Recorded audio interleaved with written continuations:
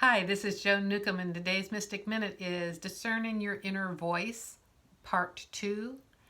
I introduced in last week's video about discerning your inner being from all the other noises in your head, all the other personas and characters, the sub-personalities, their inner kids, and things like that.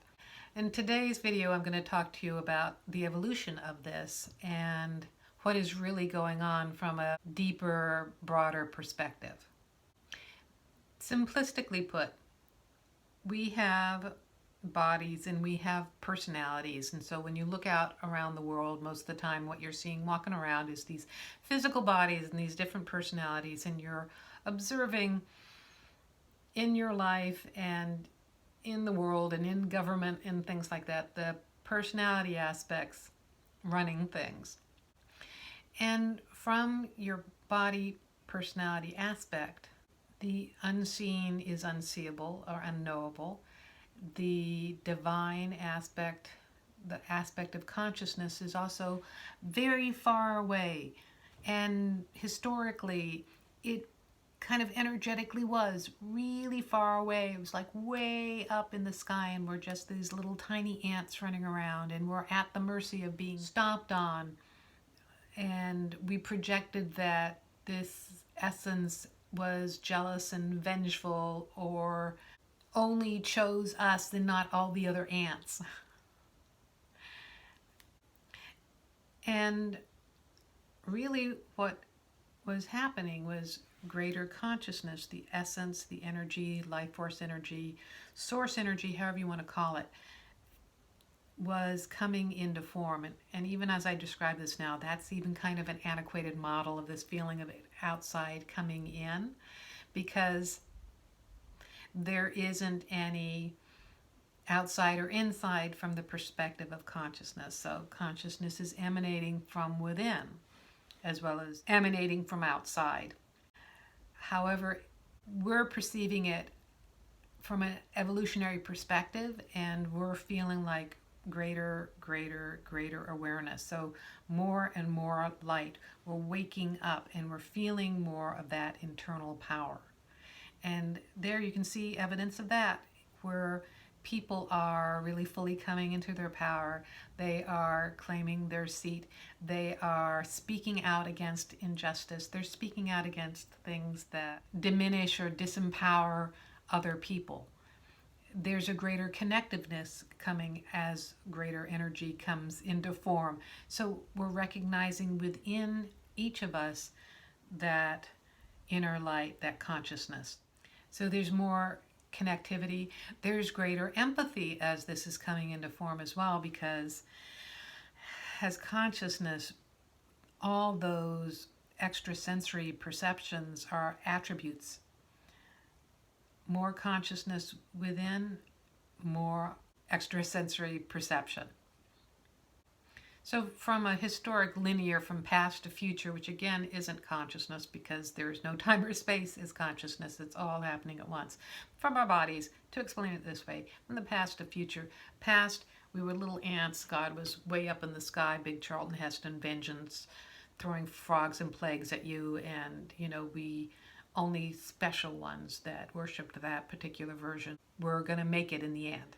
And in the last couple decades, what I've perceived is that energy of, could call it God outside, became God inside. And that was a huge consciousness shift for people, like, oh my God, I can talk to God within myself. I don't have to go through the priest, through the Pope, or these different angels and archangels and whatever.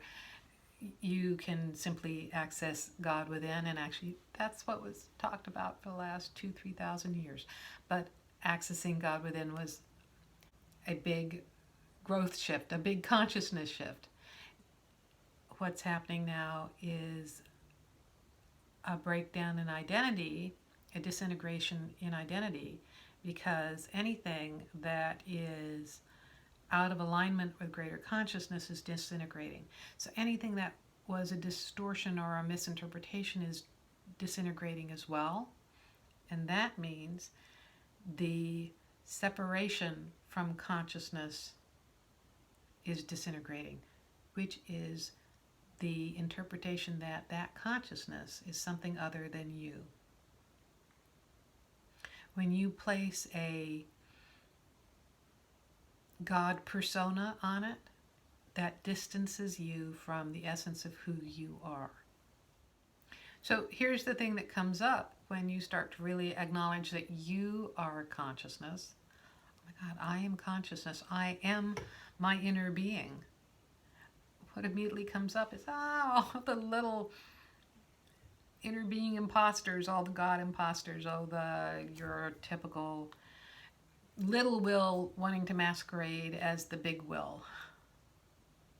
So a stepping stone to that is just aligning your little will with your higher will. Okay, thy will and mine be one is one way of putting it, and that's a good baby step shift towards embodying consciousness, acknowledging and owning the essence of who you are.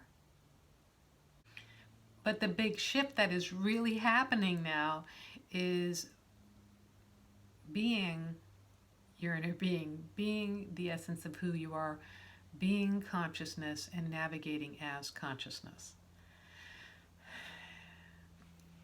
Just notice, imagine the shift that brings about. For one thing, when you start operating as your greater consciousness, it's actually easier to take 100% responsibility for your life. That's not about taking 100% responsibility for everybody else's life or everybody else's reactions to things.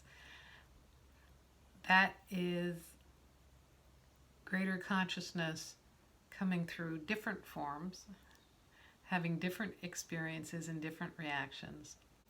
But you can take responsibility for yourself and acknowledge your creation of all of this.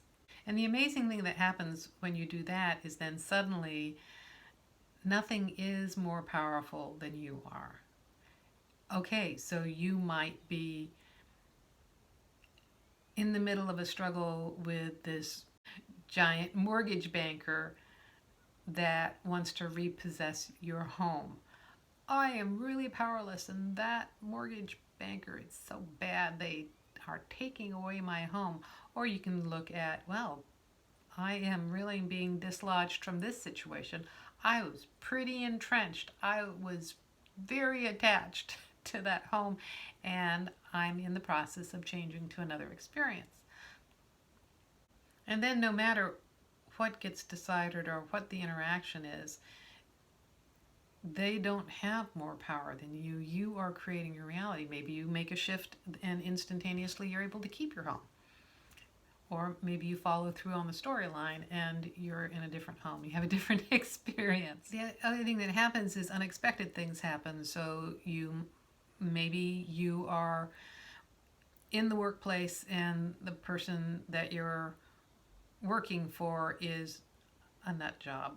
And it's either you or me, man. Am I going to quit this job? Do I report them as abusive? What do I do about this? And then you walk into work one day and they've decided to quit. You didn't make them quit.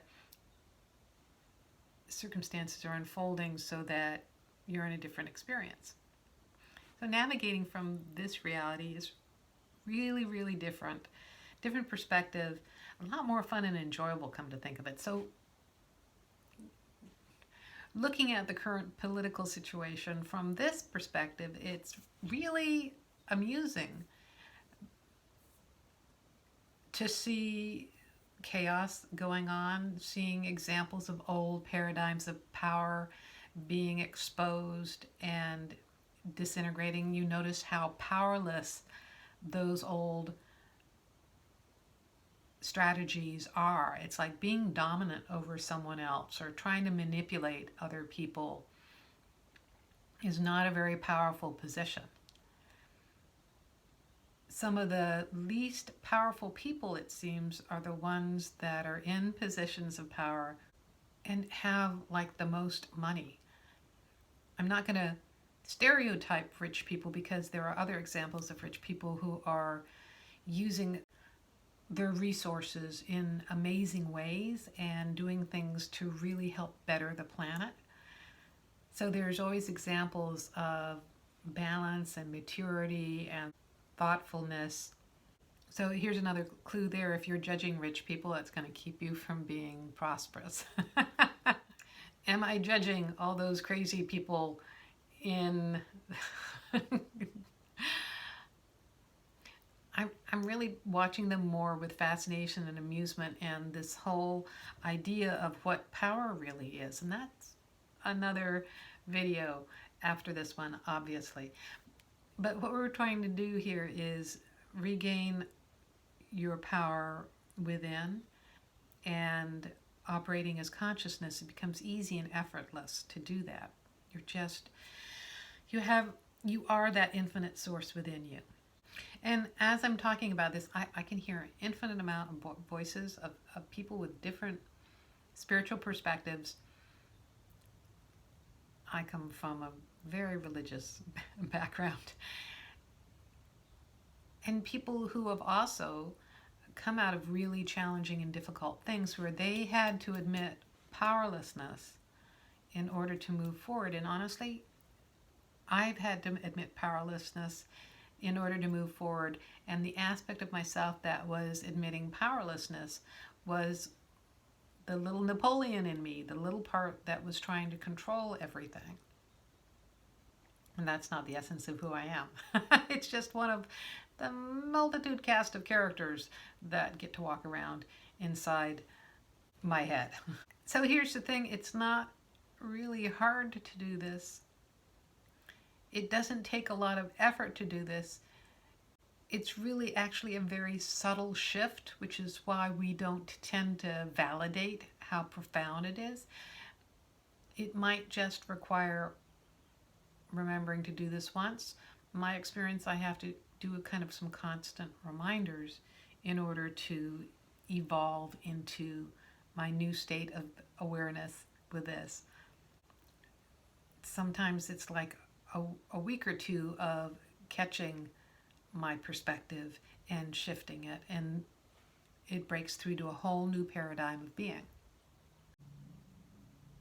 So if you like these videos, you can subscribe to them on YouTube. You can also sign up below to get them in your inbox. If you want to know more, my website is joan-newcomb.com. I have a radio show podcast. I also have a blog and newsletter. I do meetups around the Puget Sound. I do monthly webinars. And if you want to know more about how to navigate your life as consciousness, and you want some tools, techniques, easy ways to do it, then go to joan-newcomb.com and look at my coaching programs. So go to joan-newcomb.com, and I'll see you in another couple days with another Mystic Minute.